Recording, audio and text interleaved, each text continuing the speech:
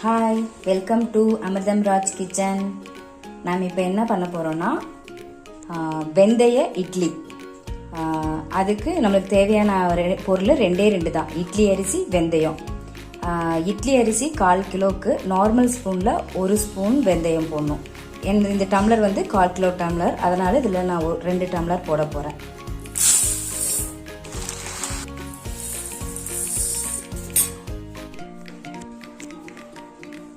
ரெண்டு ஸ்பூனு வெந்தயம். இது ரெண்டையும் நீங்கள் ஒன்றாவே போட்டு ஊற வச்சுக்கலாம். இது நல்லா 2 தடவை வாஷ் பண்ணிவிட்டு நீங்கள் தண்ணி ஊற்றி 4 மணி நேரம் ஊற வைக்கணும் ஃப்ரெண்ட்ஸ். இப்போது நல்லா 4 மணி நேரம் ஊறிடுச்சு. இனி நம்ம நல்லா போட்டு நைஸாக ஆட்டி எடுத்துக்கணும்.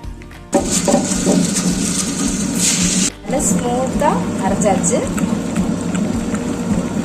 பாத்திரத்தில் நம்ம வேணுங்கிற அளவுக்கு உப்பு போட்டுட்டு மாவை எடுத்துக்கலாம். ஓகே, ஆட்டி எல்லாம் எடுத்தாச்சு. இதுக்கிட்ட உங்கள்கிட்ட ஏதாவது பழைய மாவு இருந்ததுன்னா புளிச்ச மாவு 1 கரண்டி ஆட் பண்ணி மிக்ஸ் பண்ணி வச்சிட்டிங்கன்னா இட்லி நல்லா சாஃப்டாக வரும். இப்போது ஆட்டின மாவு 12 மணி நேரமாக நல்லா புளிச்சு நம்ம மாவு நல்லா பொங்கி வந்து ரெடி ஆகிருக்குது. இந்த மாதிரி அந்த மாவுக்குள்ளே நம்ம ஒரு 2 சிட்டிகை ஆப்ப சோடா ஆட் பண்ணிட்டோம்னா நல்லா சாஃப்டாக பொல்லி வரும். நம்மளுக்கு சுடுறதுக்கு தேவையான அளவு மாவு மட்டும் எடுத்து வச்சு நீங்கள் சோடாப்பு கலந்து சுட்டுக்கலாம். மீதி மாவை எடுத்து வச்சுட்டு நான் எடுத்து வச்சுட்டேன். நீங்கள் வேணுங்கிறப்ப மறுபடியும் சோடாப்பு சுடும்போது போட்டுக்கலாம். இப்போ நல்லா அது தண்ணியில் கரைச்சி அப்புறம் தான் ஊற்றி ஆட் பண்ணணும். அப்போ தான் நல்லா எல்லா பக்கம் ஸ்ப்ரெட் ஆகும். மாவு வந்து நார்மலாக இட்லி மாவு இருக்கிற பதத்தில் இருக்கிறத விட கொஞ்சம் தோசை மாவு கொஞ்சம் இலக்கமாக இருக்கலாம். அப்போ தான் இந்த இட்லி நல்லா வரும். இப்போது நம்ம இட்லி தட்டில் மாவு ஊற்றிக்க போகிறோம். ஃபுல்லாக தட்டு நிறைய நீங்கள் ஊற்றாமல் ஒரு முக்கால்வாசிக்கு மட்டும் ஊற்றினா போதும்.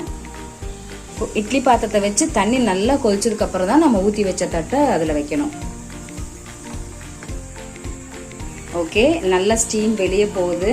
ஒரு 7 நிமிஷம் பக்கம் ஆயிடுச்சு. இந்த மாதிரி கீழே தான் நீங்கள் ஓப்பன் பண்ணணும். வெந்துருச்சான்னு பார்க்கலாம். பாருங்கள் ஃப்ரெண்ட்ஸ், சூப்பராக புள்ளி வந்திருக்கு. மாவு ஒட்டாமல் வந்திருக்கு. நல்லா வந்துடுச்சு. நல்லா புள்ளி வெடிச்சு வந்திருக்கும் பாருங்கள்.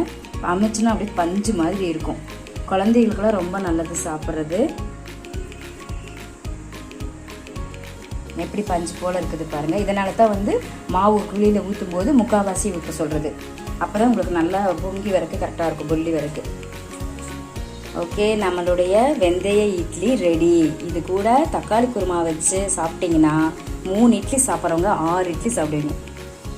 சூப்பராக இருக்குல்ல பார்க்கவே. வாங்க சாப்பிட்லாம்.